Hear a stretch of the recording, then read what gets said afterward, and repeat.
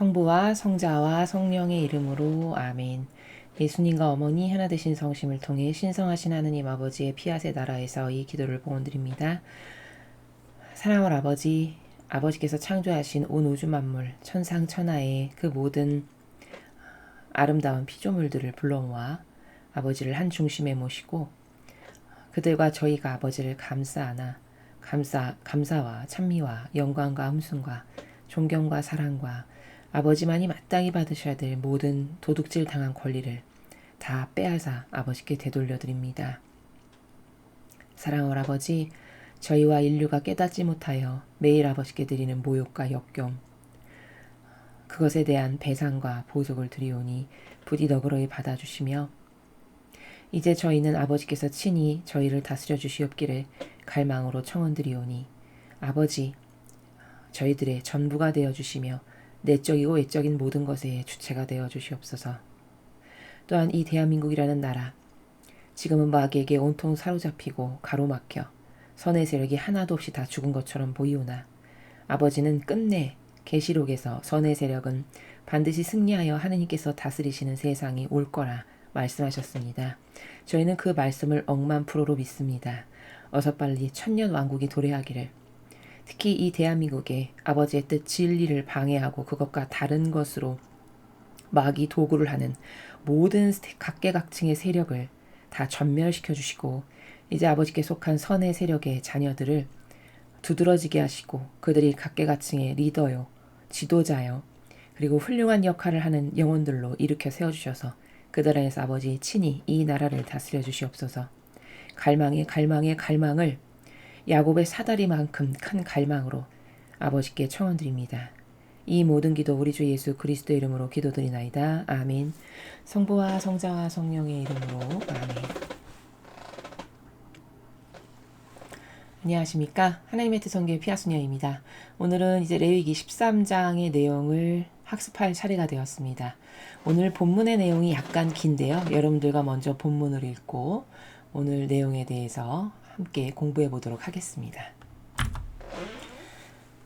레위기 13장, 사람에게 생긴 뭉둥병, 옷에 생긴 문둥병. 사람에게 생긴 문둥병. 주님께서 모세와 아론에게 말씀하셨다. 누구든지 살갗에 부스럼이나 뾰루지나 어루러기가 생기면 살갗에 문둥병이 생긴 것인지도 모르니 아론 사제에게나 그의 아들 사제 중 누구에게든지 데려와야 한다. 사제가 그 피부에 생긴 병을 진단해 보아 그 병든 자리에 난 털이 휘어지고 그 병든 자리가 오목하게 들어갔으면 그것은 문둥병이다. 이런 것이 보이면 사제는 그를 부정한 자라고 선언해야 한다. 그 살갗에 생긴 어루러기가 희기는 하나 오목하게 들어가지도 않고 털도 휘어지지 않았으면 사제는 그 병자를 한 주간 격리시켜 두었다가 7일째 되는 날에 진단해보고 그 병이 더하지 않아 살갗으로 더욱 번지지 않으면 다시 그 병자를 한 주간 격리시켜 두어야 한다. 2주간이 지난 후 진단해보고 그 병이 좀 나아서 살갗에 더 번지지 않았으면 사제는 그를 정한 사람이라고 선언해야 한다. 그것은 단순한 피부병에 지나지 않으니 옷을 빨아 입으면 그는 정하게 되리라. 그러나 만일 사제가 진단해보고 정하다고 선언한 다음에 그 살갗의 어루러기가 다시 번지면 그는 또다시 사제에게 진단을 받아야 한다. 진단해보고 어루러기가 살갗에 번졌으면 사제는 그를 부정한 자라고 선언해야 한다. 그것은 악성 피부병인 것이다. 사람에게 뭉둥병이 생겼을 경우에는 그를 사제에게 데려와야 한다.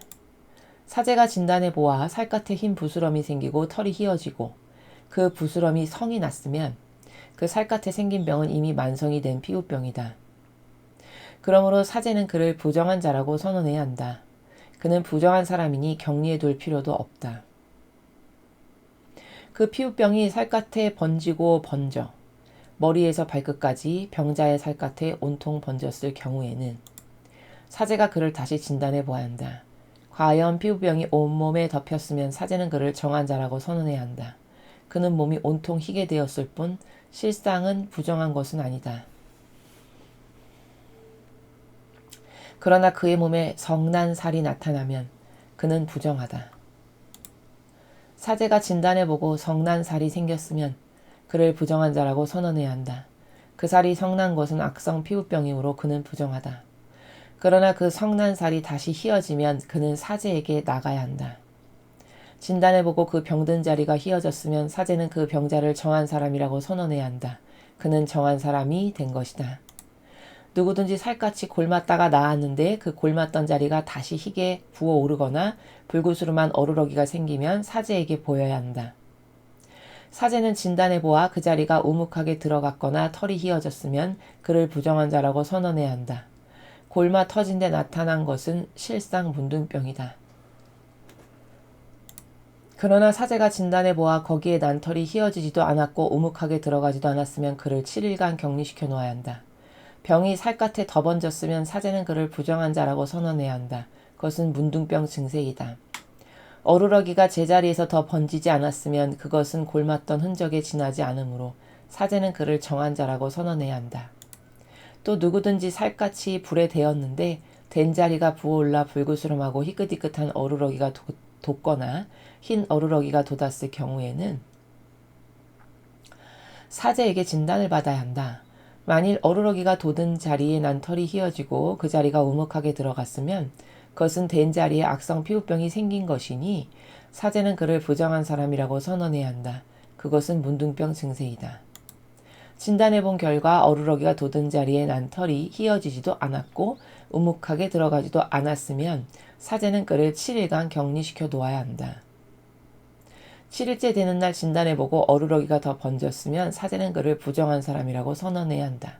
그것은 문둥병 증세이다. 그러나 어루러기가 제자리에서 살갗으로 더 번지지 않았으면 그것은 된 자리가 부은 곳에 지나지 않으니 사제는 그를 정한 사람이라고 선언해야 한다. 그것은 되었던 흔적일 뿐이다. 남자든지 여자든지 머리나 턱에 피부병이 생겼을 경우에 사제가 그 병을 진단해보아 그 자리가 우묵하게 들어가고 거기에 난 털이 누렇고 가늘어졌으면 그를 부정한 사람이라고 선언해야 한다. 그것은 머리나 턱에 생기는 악성 피부병인 백선이다. 사제가 그 백선이 난 자리를 진단해 보아 우묵하게 들어가지 않았고 검은 털도 나지 않았으면 사제는 환자를 7일간 격리시켜 놓아야 한다. 사제가 7일째 되는 날에 그 환자를 진단해 보아 백선이 번지지도 않았고 누런 털이 나지도 않았으며 백선이 난 자리가 우묵하게 들어가지도 않았으면 백선이 난 자리를 제외하고 털을 깎은 다음 다시 7일간 환자를 격리시켜 놓아야 한다. 다시 7일째 되는 날에 사제는 백선이 번진 자리를 진단해 보아서 그 백선이 살갗에 번지지도 않았고 그 자리가 우묵하게 들어가지도 않았으면 그를 정한 사람이라고 선언해야 한다. 그는 옷만 빨아입으면 정한 사람이 되리라. 그를 정하다고 선언한 다음에라도 그 백선이 살갗에 다시 번졌으면 사제는 다시 그를 보아야 한다. 과연 백선이 살갗에 더 번졌으면 털이 누렇게 되었는지 조사할 것도 없이 그는 부정한 사람이다. 사제의 눈에 백선이 더하지 않고 거기에 검은 털이 나온 것이 보이면 백선병이 나았으므로 그는 정한 사람이다. 사제는 그를 정한 사람이라고 선언해야 한다. 남자든지 여자든지 그 살갗에 어루러기가 생겼을 경우에 그 어루러기가 희면 사제에게 진단을 받아야 한다.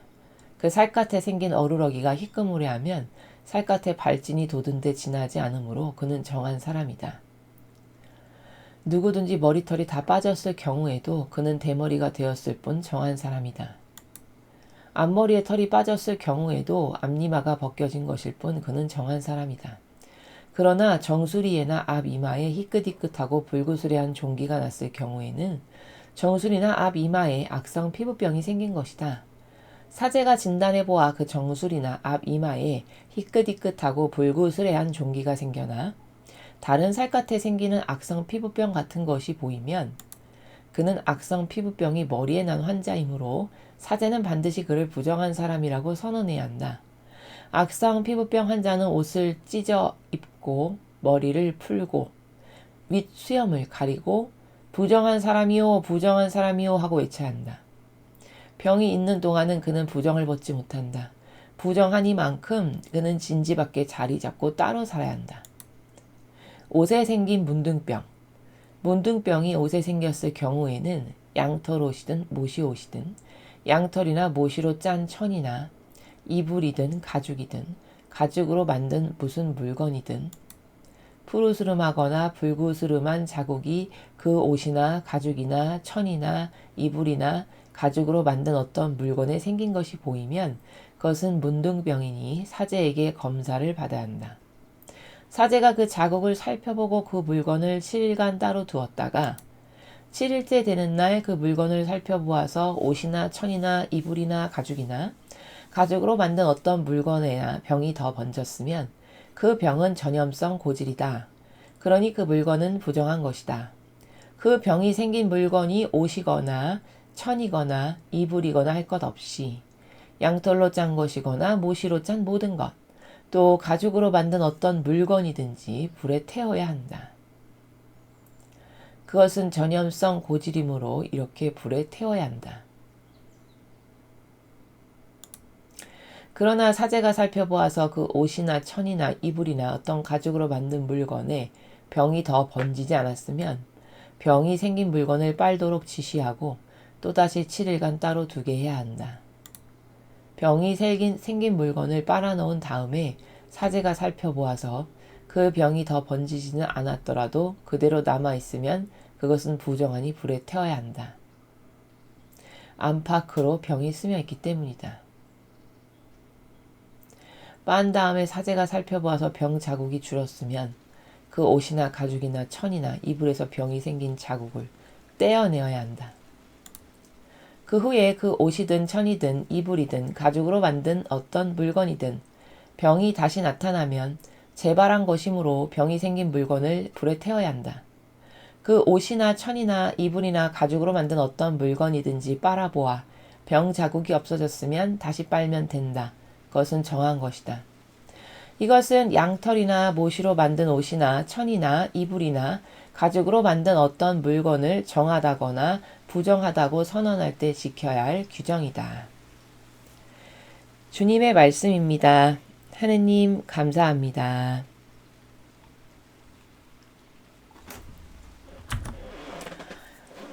굉장히 긴 내용입니다. 59절까지 되어 있는데요. 그러나 내용은 어렵거나 복잡하지 않죠.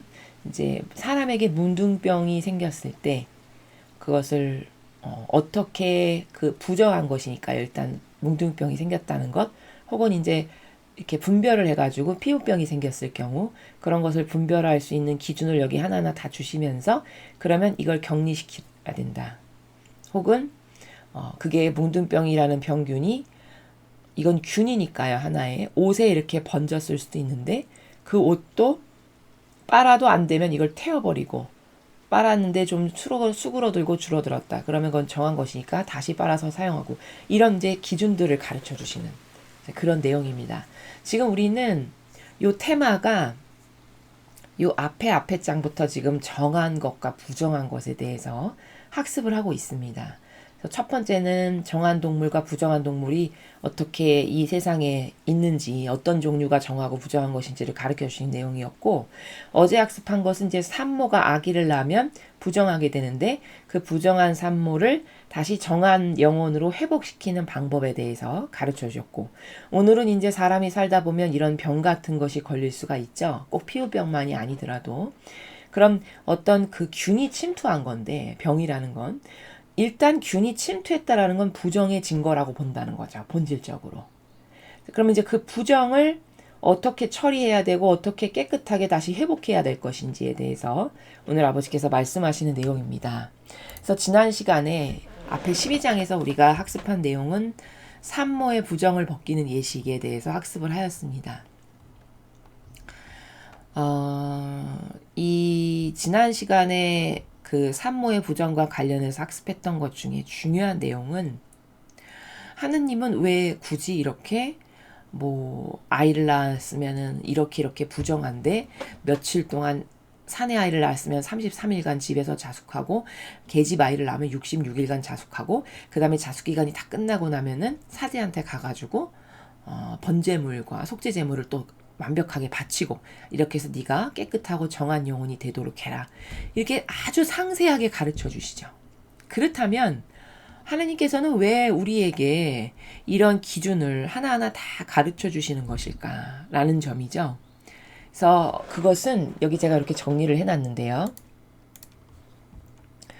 그렇게 하시는 이유는 우리에게 더 많은 사랑을 주시고 싶고 주실 수 있게 하기 위해서. 그래서 아버지를 닮은 거룩한 사랑을 완성하시기를 원하시기 때문에 깨끗하고 정갈한 정한 영혼이 되게끔 이끌어 주시는, 요렇게 하면 네가 악으로부터 보호되고 정한 영혼이 될 수 있다. 근데 그렇게 정한 영혼이 돼야 내가 너한테 더 많은 사랑을 쏟아부을 수 있고 너에게 주고 싶은 은총을 원 없이 다 줄 수 있으니, 그러니 너는 악하고 분리돼서 하느님 앞에 정하고 깨끗한 영혼으로서 그 아버지하고의 상응관계가 잘 이루어질 수 있는 영혼으로 항상 깨어 있어라. 그렇게 하기 위해서 이러이런 방법을 하면 된다. 이렇게 가르쳐 주시는 거죠.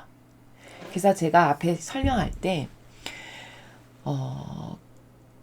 세상의 그 병든 사랑, 소위 인간적 사랑이라고 하는데요. 부모 자식 간에도 이 사랑이 병들게 되면은 내 자식은 옳지 않은 일, 이상한 일, 나쁜 일을 했음에도 불구하고 병든 사랑은 사랑을 계속 준단 말이죠. 부모가요. 맞죠? 그건 이제 내 거다 해서 그런 거거든요. 내 자식이다 해서. 내 거다라고 하는 그 소속감, 그 아주 긴밀하게 하나된 그 관계성 때문에 늘 내 거에게 관대하고 너그러운 거거든요. 그러니까 아이가 이상한 짓을 하고 예의범절도 없고 질서도 안 지키고 막대먹게 지 뜻대로 하는데도 부모는 그것을 체벌하고 채찍질해서 브레이크를 잡아서 세워서 다시 올바른 영혼이 되게끔 하는 이런 사랑을 주기보다는, 그럴 수도 있지. 내 거는 무조건 기회. 내 거는 금태두른. 이런 관점의 나라에서 그게 올바르지 않아도 사랑을 계속 주는 이런 병든 사랑이 특히 요즘 시대에는 아주 노무하죠. 그러다 보니까 이런 자녀가 학교에 가면은 말썽을 일으키는 거죠. 그래서 선생님과의 관계성에서도 선생님을 존중하지 않고, 그래서 지금 사회 문제가 굉장히 심각하죠. 그래서 여러분 그거 보셨나 모르겠지만 나의 아이는 왕의 DNA를 갖고 있는 아이니까 이렇게 다루라고 감히 학교 선생님에게 학부모가 이렇게 강요를 하는 이런 내용을 여러분 뉴스로 보셨을 겁니다. 이거는 이 하느님 아버지의 사랑하고는 완전 다른 거예요. 이 아버지의 신적 질서는 굉장히 정확하고 칼로 아주 예리한 선을 가르듯이 명확한 기준이 있거든요. 그러니까 지금 이런 것도 그렇게 내 거니까 그냥 고무줄을 남한테는 요렇게 재지만 내 거한테는 이렇게 재는 나라에서 사랑을 준단 말이죠, 부모가. 근데 그게 절대 자식을 위한 게 아니거든요. 예를 들어 내 자식은 왕의 DNA를 갖고 있으니까 잘 다루시오. 이렇게 한 그 아이가 성장해서 세상에 나갔다라고 해보죠. 걔가 올바로 된 하나의 똑바로 된 인격체로서 세상에 도움이 되는, 그리고 남과 조화롭게 융화를 이루면서 살아가는 한 사람의 올바른 시민으로서 살아갈 수 있을까요? 그렇게 살아갈 수 없게 될 겁니다. 자기가 왕인 줄 알 거예요. 자기가 제일인 줄 알고 자기 것이 받아들여지지 않아. 그러면 이제 짜증내고 신경질 내고 이러면서 조직 안에서도 융화롭게 조화롭게 살아가지 못하는 이런 이제 불구자적인 영혼으로 가게 되는 것이죠. 그럼 그걸 누가 만든 거냐? 그 부모가 만든 거거든요. 이렇게 신적 질서를 배우지 않으니까, 진리를 모르니까 이상한 사랑을 자식에게 주는 거죠. 근데 하느님은 얼마나 인간하고 다르냐? 네가 정해져. 내가 시키는 대로 산모 애를 낳았어. 그러면 너는 이런 과정을 내가 시키는 대로 다 지켜가지고 깨끗하게 돼. 그럼 내가 너에게 다시 사랑을 쏟아 부으마. 이런 거라는 거예요. 맞습니까? 그럼 하느님은 우리가 하느님의 자식이지 않습니까? 그렇죠? 아무리 자기 자식이어도 걔가 사랑을 받기에 합당해지고 올바른 자세에 딱 가 있지 않아. 그럼 안 주시는 거거든요. 사랑을. 이게 병든 인간적 사랑하고 신적 사랑은 이렇게 다른 거예요. 근데 이 신적 사랑이 훌륭하고 위대한 건, 이런 사랑이 진짜 올바르고 맞는 건 왜냐면 그 불구자적인 뒤틀린 것한테 계속 사랑을 주면 그 뒤틀린 아이가 계속 더 뒤틀린 나라로 가겠죠. 그러니까 지옥으로 가는 지름길을 사실은 부모가 더 잘 가라 지옥으로 채찍질을 하는 거거든요. 근데 하느님은 네가 올바르게 내 바운더리 안에 들어오지 않아. 그럼 난 사랑을 안 줘. 이러니까 그 올바른 바운더리 안에 어떻게 해서든지 들어가게끔 자기를 점검하고 성찰하고 반성하고 회개하고 뉘우치는 이런 과정을 거침으로써 자꾸 뛰쳐나갔다가도 올바른 나라로 돌아오게 되는 이런 가능성이 있게 되는 거죠. 그렇죠? 그러니까 이스라엘을 다루시는 것도 보세요. 이스라엘이 잘 반향을 했다가도 또 이방신 모시고 이상한 짓 하고 삐딱선 딱 타면 하느님이 바로 징계를 확 내리시죠. 그러면 이스라엘이 그 징계를 맞고 와장창창 다 깨지고 혼나고 그리고 나서 도저히 이건 못 살겠어. 그러면 자기가 스스로 돌아볼 거 아니겠어요. 그럼 하느님께 이렇게 잘못했구나. 하느님 잘못했습니다. 용서해 주십시오. 다시는 안 그렇습니다. 이렇게 회개를 해. 그러면 그래? 그럼 그때 그게 정한 게 된 거예요. 오늘 여기 산모의 나라에서 본다면 회개하고 뉘우쳐서 아버지 앞에 다시 올바른 자세를 갖춰. 그럼 그게 정한 게 된 거예요. 영적 상태에서. 그럼 그때 다시 내가 사랑을 주겠다라는 거거든요. 이게 맞는 거라는 거예요. 이해가 되시죠? 그래서 제가 어저께 설명할 때 빗대서 말씀드리기를 부모 자식 간의 사랑을 인간적으로 주면 이렇게 왜곡된 이상한 사랑을 줘서 자기가 자식을 불구자로 만드는 이런 사랑을 주는데 우리가 그래도 하느님의 자식이기 때문에 아버지가 가지고 계신 속성을 조금 가지고 있는 경우가 남녀 간의 케이스에서 제가 좀 볼 수 있다라고 설명드렸죠. 그래서 어떤 케이스가 그러냐면 혹시 이런 거 여러분은 다 경험을 하셨을 것 같은데 이미 결혼을 하셨고 자녀가 있으시면 연애 초반기에 남녀가 이렇게 만나서 초반에 막 사랑을 나누고 할 때 남성도 그렇고 여성도 그렇고 그 상대방에 대한 어떤 이상적 환상이 이렇게 있잖아요. 마음 안에. 처음에는요. 그렇죠? 막 저 사람만 보면 설레고 떨리고 내가 저 사람에게 좋은 이미지로 갖고 있는 어떤 속성들이 있죠. 그렇죠? 그것 때문에 그 속성으로 그 사람을 대하고 그 속성 때문에 그 사람을 사랑하는 거거든요. 맞습니까? 그런데 예를 들어서 남성이 어떤 내가 사랑한 저 여자를 사랑하는데 저 여성이 가지고 있는 내가 사랑할 수밖에 없는 속성이 겸손하고 단아하고 사람이 참 정직하고 반듯하고 그런 어떤 아름다운 여성성이 있다. 그럼 이런 여러 가지 속성 때문에 그 여성을 사랑하는 건데 예를 들어 어떤 날 보니까 사랑하는 남자가 없을 때 그 여성이 처신하는 걸 보니까 막 거침없이 욕을 해대면서 멱살을 잡고 싸우는 걸 봤다. 그러면 그걸 만약에 이 남자가 봤다. 그럼 어떻게 될까요? 완전히 환상이 와장창 깨지겠죠. 그렇죠? 본인이 갖고 있었던. 그러면 이전에 그 여성을 너무 사랑해서 막 1시간마다 보고 싶고 이랬던 마음이 싹 사라지게 돼요. 이거는 잘못된 게 아니라 본능이에요. 그러니까 사랑이 이전과 같은 사랑이 다시 나갈 수가 없게 된다는 거죠. 바로 이런 것과 같은 상태가 영적으로 봤을 때 부정한 상태인 거예요. 영혼이. 그러면 하느님은 그런 상태에다가 사랑을 못 주신다는 얘기거든요. 마치 이 남자의 마음이 예전처럼 다시 돌아가지 않는 것처럼. 그러니까 다시 정갈하고 아름답고 내가 사랑을 주기에 너는 부족함이 없는 그런 정한 영혼으로 항상 그 위치에 있어라. 그래야 내가 너가 필요한 많은 사랑이나 은총이나 기타 등등을 줄 수 있다. 아버지는 이런 정신세계예요. 이해가 되시죠? 이렇게 약간 빗대서 설명하면. 제가 어제도 말씀드렸습니다만 그런 것이 정한 상태, 부정한 상태를 우리가 올바르게 이해할 수 있는 자연법에서 그나마 비슷한 것으로 그런 관점의 나라다라는 거죠. 그래서 그럼 하느님은 왜 그렇게 이렇게 해라 저렇게 해라 산모가 아이를 낳으면 부정한 상태가 되는데 이렇게 하면 깨끗해지니 너는 그대로 해라. 그거는 사랑을 주고 싶으신 거죠. 근데 그 부정한 것에다가 이미 악하고 접목된 거에다가 줄 순 없으니 네가 다시 정한 상태로 되돌아와. 그럼 내가 그 영혼에게 너에게 다시 예전과 같은 사랑을 줄 수 있으니까. 이런 나라예요. 그래서 아버지는 우리에게 더 많은 사랑을 주고 싶으시고 하느님을 닮은 거룩한 사랑을 내가 저 영혼에게 계속 줌으로써 하느님을 닮은 영혼으로 완성되기를 원하셔서 그래서 그렇게 정한 것을 자꾸 바르고 정하고 깨끗한 악에게 접목되지 않은 상태로 네가 이렇게 유지해라 라고 말씀하시는 그런 나라다라고 지난 시간에 학습을 하였습니다. 이제 오늘도 큰 원리상으로는 이제 부정한 것과 정한 것에 대해서 말씀을 하시는 건데 이제 관점적으로는 그 중에서도 이제 뭉둥병에 대해서 이제 병에 대해서 오늘은 말씀을 하시는 것이죠. 우리가 지금 13장을 다 읽었습니다만 요 파트를 읽을 때 자칫 잘못하면 어떻게 생각하기가 쉽냐면 이걸 그냥 유물론적인 병리학적인 관점 그러니까 병의 차원에서 일원적인 병의 차원에서만 생각할 수가 있어요. 근데 그렇지가 않습니다. 성경은 제가 예전에 성경 도입 부분 할 때 여러분에게 말씀드렸던 것 같은데, 성경에서 아버지께서 말씀하시는 나라, 정신세계 그 차원이라는 거는요, 다 본질적 차원에서 말씀하시는 거예요.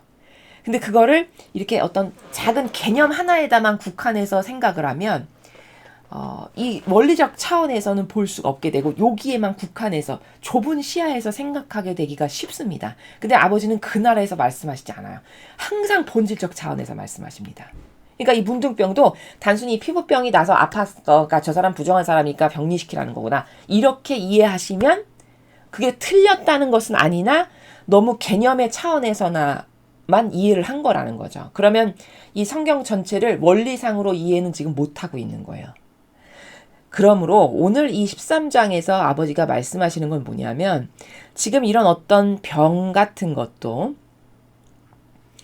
그래서 병에 걸렸어 누군가는, 그래서 뭐 격리를 하고 이런 기타 등등의 일련의 이 모든 것들이 접목의 관점에서 생각해야 돼요. 접목이 뭐냐, 여러분 왜 그 나무 같은 거 재배하다 보면 접붙이기 아시죠? 그쵸? 여기 본래 나무에다가 새로운 종자의 줄기를 끊어다가 살짝 여기 베어가지고 이렇게 접붙이기를 하면은 여기 그 종자가 새로운 게 열리잖아요. 그쵸? 이 접붙이기처럼 접목의 관점으로 우리가 이해를 해야 된다라는 거예요. 이 악이라는 거는. 즉, 이런 병 같은 경우도 물론 케이스가 다 다양하니까 어떤 것은 유전적인 차원으로 자기가 어찌할 바 없이 뭐 그 조상으로부터 이어져 내려오는 가문의 유전병일 수도 있죠. 물론 그런 예외적 케이스도 있는 건데요. 그런 거 말고 이제 후천적으로 어떠한 지금 문둥병과 같은 케이스에 있어서 병에 걸렸다라는 거는 그것이 부정한 건데, 그 부정이라는 것은 접목의 관점에서 봐야 된다라는 겁니다. 그러니까 아까 여기 후미에 보면은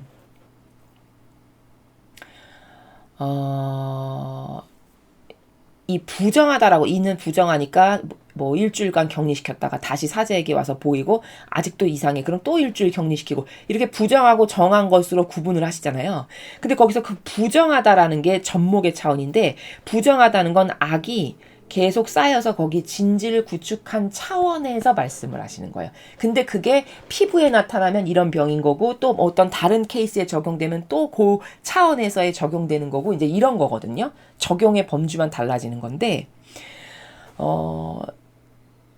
우리가 지금은 이렇게 문둥병 환자가 잘 없잖아요. 이 현대의학에 와서는요. 그러면 이렇게 생각할 수 있어요.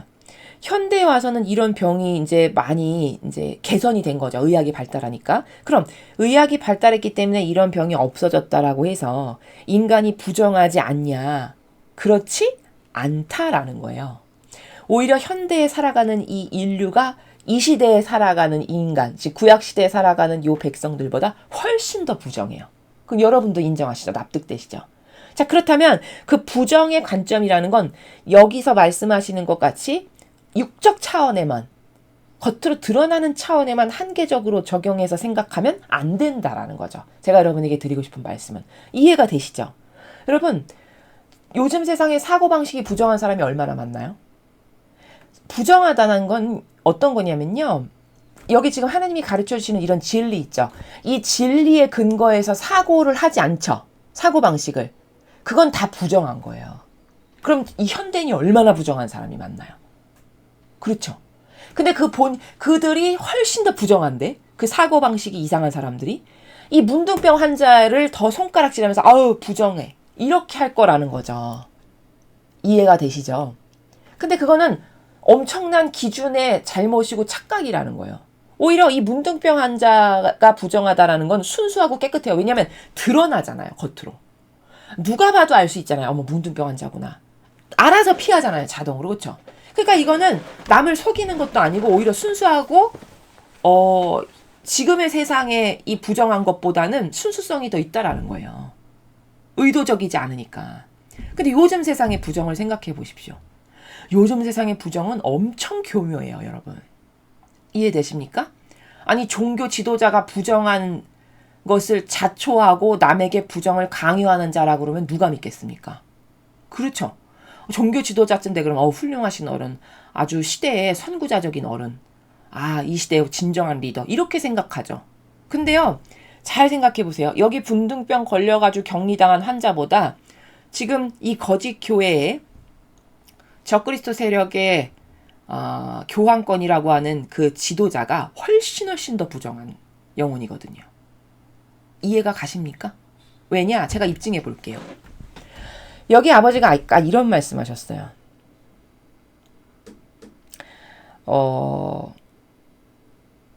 이렇게 돼가지고 부정해졌어. 문둥병에 걸렸어. 그러면 그 자는 부정한 자니까 일주일간 격리.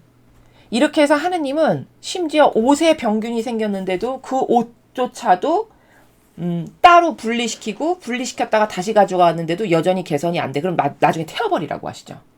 그럼 하느님의 사고방식은 어떤 거예요? 아버지의 원리는 정한 것과 아닌 것을 명확하게 구분하시는, 갈라놓으시는 이런 사고방식이죠. 그렇죠?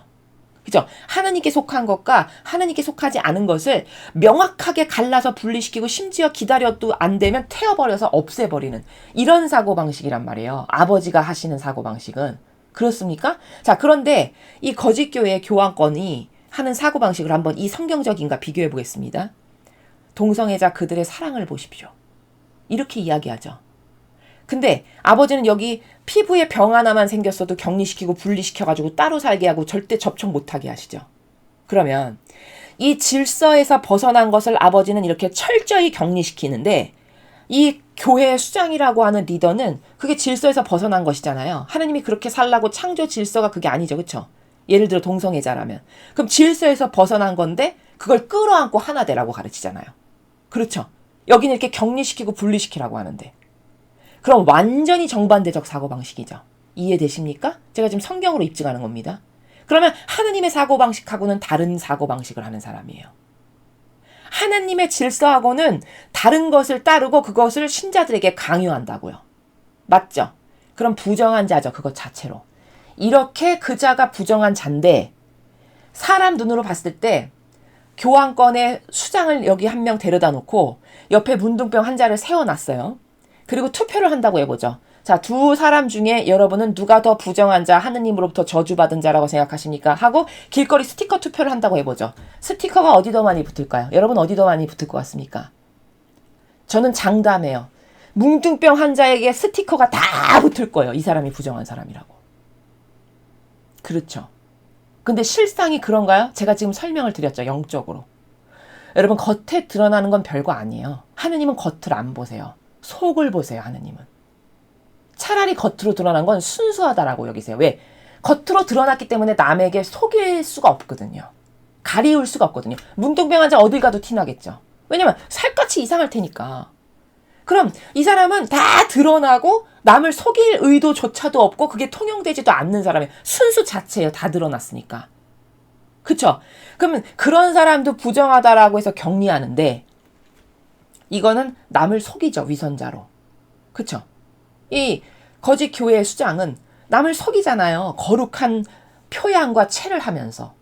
근데 속은 완전히 하느님하고 다른 기준과 질서를 따르면서 남에게 그걸 강요하기까지 하는 그런 악 중의 악이죠. 위선자 중에 위선자. 부정한 것 중에 부정한 것이에요. 그렇죠. 그래서 계시록에서 이 교황권에 대해서 대탕녀라고 말씀하셨어요. 그냥 탕녀도 아니고 대탕녀. 여러분 탕녀, 음녀, 창녀 다 같은 말이거든요. 그 계시록에 대바빌론이라고 나와요. 대바빌론. 그게 교황권을 두고 하는 말씀이에요. 그냥 바빌론도 더러운 창녀. 이것저것 뭐든지 자기에게 이익된다라고 하면 이 하느님의 질서는 이렇게 명확한데 이거 안 따르고 마귀도 다 소용없다. 나는 다 끌어들여서 하나 된다. 나에게 이득된다면. 이게 창녀라고 어제 말씀드렸죠. 근데 그 창녀도 모자라서 대창녀, 대바빌론이라고 말씀하신 거예요. 그러면 그 단어 하나만 봐도 이건 부정 중에 부정한 것이구나. 완전히 하느님하고는 정반대의 것을 추구하는 악 중의 악이구나. 이렇게 알아차려야 되는 거거든요. 이게 성경을 똑바로 공부하는 거거든요. 근데 그렇게 알아차리지 못하죠. 이런 거예요.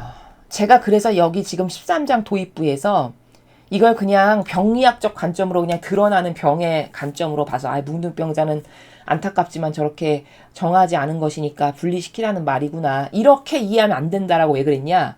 지금 이것은 1차원적인 것을 말씀하시는 것이 아니라 이것을 통해서 그 너머의 본질적인 것을 봐라라고 지금 아버지가 가르치시는 거거든요. 근데 그 본질적인 것을 본다는 건 뭐냐면 사고 방식이 창녀인가 아닌가. 즉 사고 방식이 부정한가 아닌가라는 것을 점검해야 된다라고 하는 원리적 나라에서 그런데 그 중에 하나를 그냥 문둥병 케이스 여기다 쓰신 거예요. 왜냐면 이 당시에 의사도 없죠. 의학이 발달하지도 않았죠. 그러니까 이런 병이 많았단 말이에요.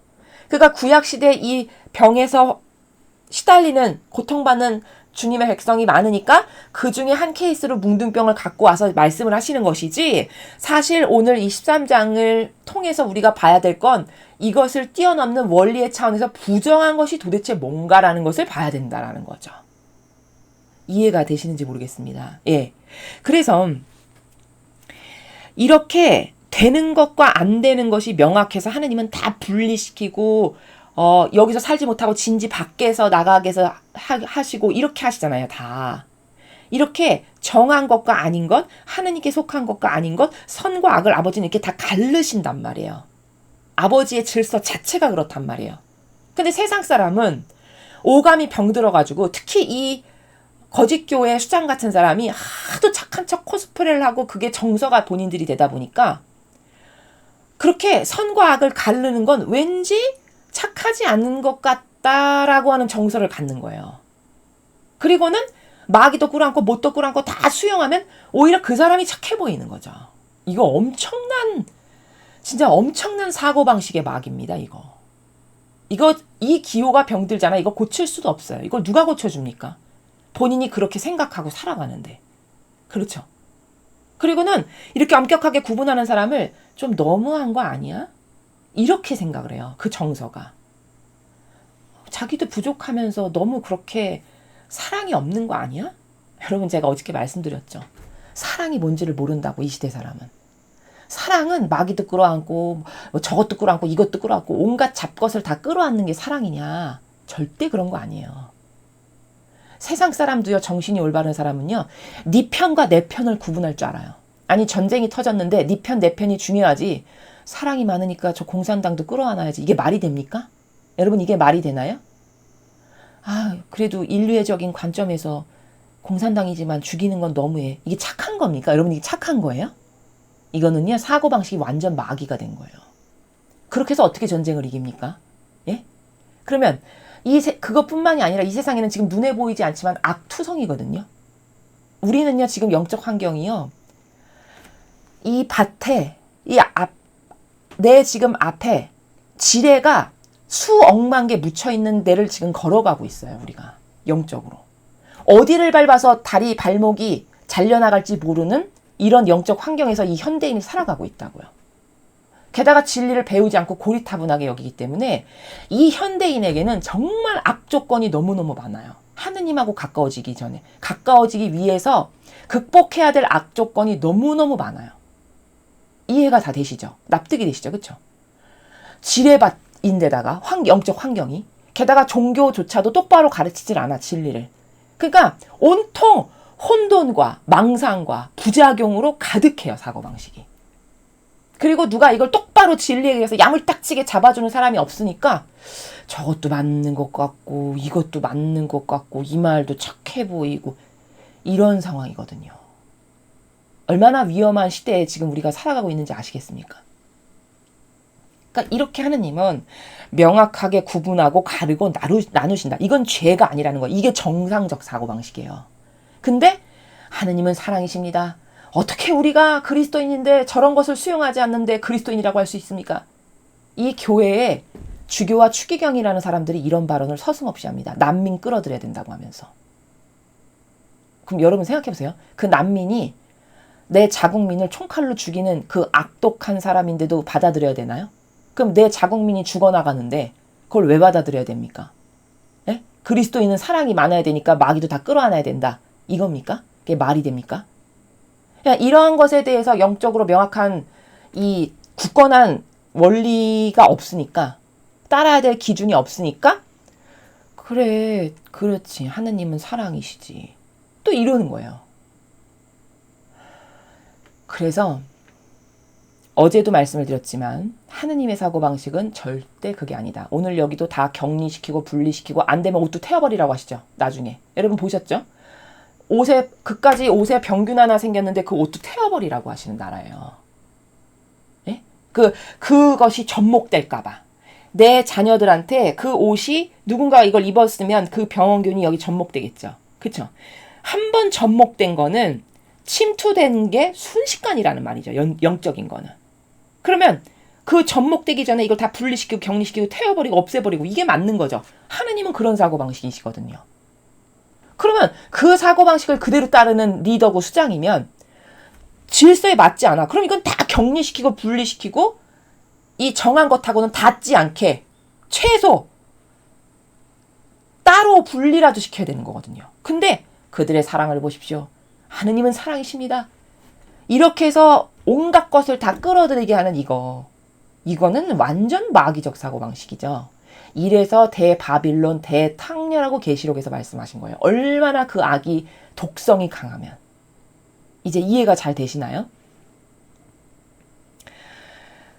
그래서 이런 것에 대한 올바른 명확한 인식 체계가 없잖아요. 그래서 이런 개념을 점점 상실하다 보면은 그 요즘 사람의 특징이 뭐냐면 그냥 다 포용하고 수용해요. 그럼 진짜 착하냐? 진짜 착하지 않아요. 진짜 착한 건 어떤 게 착한 거냐고 제가 말씀드렸냐면 착한가, 즉 선한가 안 선한가라는 거는 희생을 하느냐 안 하느냐가 선한가 안 선한가의 기준이에요. 내가 상대를 위해서 사랑하는 사람을 위해서 사실적 희생을 하는 사람이다. 이 사람이 착한 거고 선한 거거든요. 근데 하나도 인생에서 희생은 없어. 남을 위해서. 온통 아집과 교만과 자만으로 가득해서 나 좋아지는 것밖에 몰라. 근데 맨날 입으로는 온갖 착한 척의 말을 다 하는 거죠. 그렇게까지 하는 건 너무한 거야. 하느님은 사랑이신데 그것도 그렇게 수용해야지. 이게 가증스러운 거예요. 이게 역겨운 거고. 이해되십니까? 그럼 여러분 생각해보세요. 요즘 사람 중에 희생을 자발적으로 자원해서 하는 사람 몇 명이나 있나요? 그것도 하느님을 위해서, 진리를 위해서. 여러분 요즘 시대는요. 자기 가족을 위해서도 희생 안 합니다. 아시죠? 자기 가족을 위해서도 희생 안 하는 사람이 거의 다예요. 그런데 남을 위해서 희생을 한다고요? 하느님을 위해서 그런 사람이 희생을 할까요? 그럼 안 착한 거거든요. 본인이 선하지 않은 거예요. 절대. 근데 온갖 가서 말로는 선한 척을 다 하는 거죠. 이렇게 해서 영혼을 속이는 거예요. 이게 하느님이 이런 영혼을 가증하다라고 하시는 거예요. 그래서 거기 계시록에 나오죠. 이 가증한 것의 어미, 대탕녀. 이걸 가증스럽다라고 하느님이 말씀하신다니까요. 이게 성경에 다 나오는 단어입니다. 이게 얼마나 위선자인 거예요. 예? 속으로는 하나도 희생이 없으면서 겉으로만 온통 착한 척, 자애로운 척, 너그러운 척, 온화한 척, 온갖 갖은 표양은 다 끌어와서 가면을 쓰고 가증스럽죠? 여러분이 생각하시기에도. 그래서 온갖 가증한 것의 어미, 대탕녀, 대바빌론 이렇게 말씀하시는 겁니다. 그래서 이렇게 뭐 가릴 거 안 가릴 게 없고 이렇게 오만 그 진리에 근거하지 않은 병든 기호정서 감성의 사고방식을 해가지고 계속 개념을 상실하죠? 그럼 이제 동성애도 찬동해야 된다 이렇게 가는 거예요. 지금이 그런 시대가 된 겁니다. 그럼 이것을 찬동해야 된다라고 주장하고 부추기기까지 하는 사람은 얼마나 부정한 건가요? 악으로 가득, 악의 접목이 완전 뼛속까지 된 거죠. 이렇게 구분이 확연히 된다라는 겁니다. 그래서 하느님은 지금 뭐를 하시는 거냐면 이 백성들에게 그리고 우리들에게 사람답게 살려면 네가 아버지인 나에게 사랑을 받고 내가 창조한 목적대로 사람답게 그거야말로 살고 싶다면 이런 개념을 따르고 이런 질서를 따르고 이런 정신을 네 거로 만들어라. 이렇게 해서 하나하나 이렇게 정성스럽게 다 가르치시는 거거든요. 그리고 악으로부터 우리를 보호하시는 거예요. 왜냐하면 이렇게 되면 부정한데 그렇게 되면 격리해서 이렇게 하고 안 될 때에는 태우기까지 하고 그럼 그런 것들에 가까이 안 갈 거 아니겠어요. 이 백성이. 저건 부정한 거야. 저거는 나쁜 거야. 저렇게 안 되려면은 이렇게 하라 하셨어. 이런 걸 자꾸 갖겠죠. 개념으로. 그런 개념을 갖게 함으로써 악으로부터 보호하시는 거죠. 그런 아버지의 사랑의 나라예요. 지금 이게. 그 지킬 원칙이 있다라는 거죠. 이런 지킬 원칙에서 벗어나게 되면 부정한 것이 되고 부정한 것의 접목이 잘 되게 된다라는 것이죠. 그것을 가르치시는 겁니다. 그래서 이거는 다시 말하면 오늘 이 챕터는 사실은 사고 방식을 가르치시는 거예요. 사고 방식. 그러니까 아까 이런 부분이 있었어요. 후미에. 이렇게 되면 그는 문둥병은 아니니까 옷을 자주 빨아 입고 청결하게 하고 이런 부분이 있었거든요. 중간에. 자, 그러면 이게 뭐냐면 사고방식을 가르치시는 건데 이 시대는 물이 넉넉했겠어요. 무슨 뭐 지금과 같은 이런 샤워 시설이 있었겠습니까? 미개하기 이를 데 없는 시대일 수밖에 없잖아요. 그러니까 잘 씻을 수도 없고 청결한 개념도 없었겠죠. 이들이. 게다가 노예로 살았으니까 이들이. 그러니까 병에 많이 걸릴 수밖에요. 노출이 잘 되어 있으니까. 더러운 환경에. 그러면 안 걸릴 병도 그런 따를 규칙, 즉 깨끗하게 해야 된다라는 게 따를 규칙이죠. 다시 말하면. 그쵸? 따를 질서죠. 그쵸? 그게 곧 사고 방식인 거죠. 깨끗해야 돼. 병에 안 걸리려면. 그러니까 잘 닦아야 되고 이렇게 관리를 병용균이 안 옮게 관리를 해야 돼. 이런 게 다 사고 방식이잖아요. 그런 사고 방식이 없었겠죠. 이 시대 사람에게. 그러니까 하느님은 이렇게 됐을 경우에 가서 너가 문둥병은 아니니까 정결하게 하고 깨끗하게 하고 옷을 그다음 자주 빨아 입으면 된다. 이런 말씀 중간에 있었어요. 그러면 이렇게 하면 병에 걸리니까 그럼 내가 이렇게 고생하고 아프고 힘드니까 자꾸 깨끗하게 해야 되고 옷도 자주 빨아 입어야 되는 거구나. 개념이 생기겠죠. 이 사람들에게. 그럼 새로운 사고방식이 생기는 거죠. 개념이 생긴다는 말은. 즉 이렇게 지금 사고방식을 아버지는 자꾸 새롭게 아버지 질서에 맞게끔 자녀들을 가르치시는 거고 그 중에 하나가 오늘은 이 문둥병에 국한돼서 나왔기 때문에 적용하면 아까 중간에 옷을 자주 빨아입고 청결한 이런 생활을 해라라고 사고방식으로 가르쳐 주시는 거다라는 겁니다. 그러니까 이 내용은 사고방식의 문제, 사고방식이 부정한가 나는 아니면 정한가, 즉 하느님께 속한 사고방식을 하나 마귀에게 속한 사고방식을 하는가, 이거를 더 거들어 올라가서 원리적 차원에서 보면 요 관점으로 봐야 된다라는 겁니다.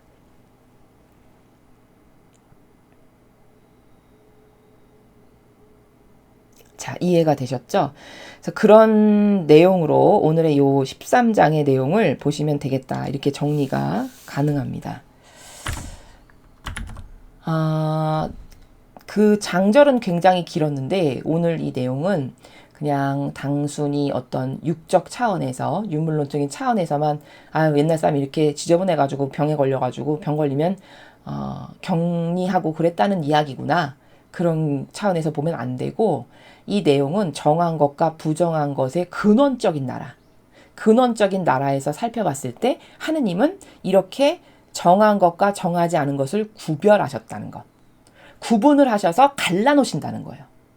그렇죠? 격리하고 따로 분리시키고 아무리 해도 안 되면 심지어 나중에 옷을 태워버리고 없애버리고 이게 하느님의 질서고 사고방식이에요. 그러면 내가 진리만을 따르는 사람이고 저는 하나님의 진리만을 따르고 성경만을 따르는 사람이에요. 그렇게 말만 할 게 아니라 그렇다면 내 사고방식도 그래야 된다라는 거죠. 그럼 나도 뭐예요? 하느님이 여기서 말씀하셨어. 이게 마귀라고 이게 악이라고. 그럼 절대 그 악하고는 하나 되면 안 되고. 그렇죠? 악은 완전 멀리해야 되고. 어떻게 해서든지 아버지가 말씀하신 이 정하다라고 하는 그 사고방식만을 하려고 노력하고. 이게 진리대로 살아가는 사고방식인 거죠. 그렇죠? 근데 그런 개념이 없고 좋은 게 좋은 거지. 하느님은 사랑이시니까. 이걸로 뭐든지 다 덮어버려요. 하느님은 사랑이시니까. 제가 누누이 말씀드리지만 그런 사랑 아니라고 말씀드렸죠. 근데 그런 사고방식을 누가 조장해서 여러분의 사고방식 안에 심어놨냐? 거짓 교회에서 다 심어놓은 거예요. 그들이 마귀에게 사로잡혀서 살아가기 때문에 이미 변질됐기 때문에 하느님의 질서하고는 완전히 다른 것을 가르치는 거죠. 그래갖고 그것을 한두 번 들은 게 아니라 30년, 40년, 50년 신앙생활을 거기서 하잖아요. 그러면 그게 익숙해요. 그게 성경 같고 그게 진리 같아요. 그러니까 그렇지 않고 이렇게 명확하게 가르고 나누고 하는 사람을 보면 저 사람 왜 이렇게 드세? 왜 이렇게 세? 왜 이렇게 나대? 왜 이렇게 잘난 척을 해? 심지어 이렇게까지 봅니다. 여러분, 이게 가르는 게 잘난 척인가요? 이렇게 아주 명확하게 분별을 하는 게 이게 나대는 건가요? 도대체 그런 사고방식은 어디에서 오는 건가요? 그건 성경에 없는 거잖아요. 그렇죠? 그래서 우리가 진리를 따르고 살아간다라는 거는 이렇게 성경의 내용을 보고 하느님은 이렇게 하시는구나. 저 사고방식이 옳은 거구나. 나도 저런 사고방식을 따라야지 해서 그 사고방식이 나의 사고방식이 되게 해서 여태까지 내가 따랐던 기준은 다 버리는 거죠. 왜? 그건 진리적이지 않고 성경에 나오는 게 아니니까.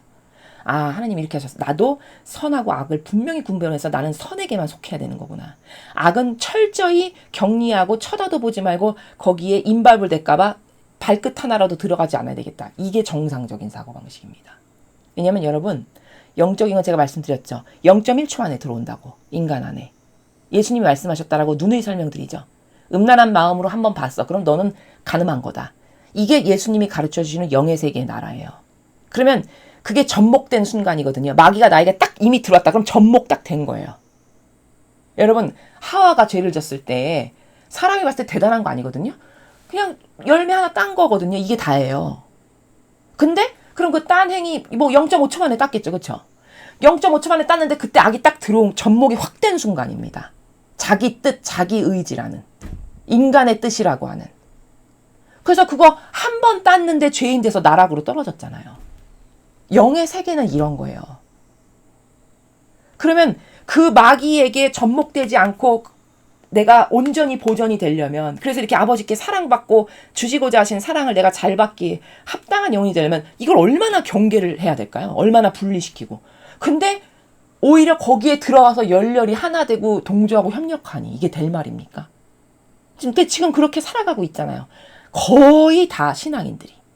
맞죠? 그러니까 이게 참 안타까운 거예요.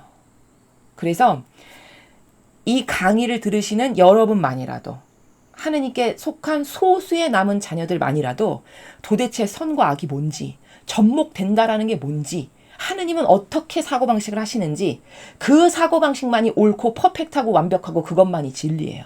나는 목에 칼이 들어와도 그 진리만을 따른다.